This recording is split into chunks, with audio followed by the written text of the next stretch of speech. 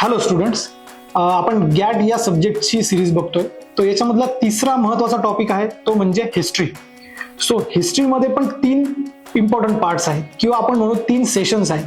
तर ते कुठले कुठले? एक आहे तो म्हणजे एन्शियंट हिस्ट्री, दुसरा आहे मिडवेल हिस्ट्री, तिसरा आहे मॉडर्न हिस्ट्री.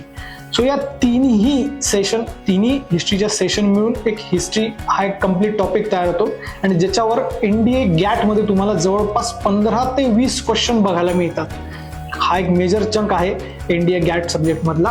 सो याचा अभ्यास करताना तुम्ही डेफिनेटली जास्तीत जास्त फोकस हा तुमचा मिडिवल हिस्ट्री आणि मॉडर्न हिस्ट्री याच्यावरच ठेवला पाहिजे, ज्याच्यामध्ये तुम्हाला फ्रीडम स्ट्रगल 1857 नंतरचा ब्रिटिश इंडियाचा काळ यासारखे टॉपिक्स महत्वाचे आहेत. So if you have any query regarding the same, you just ask KSA in the comment section.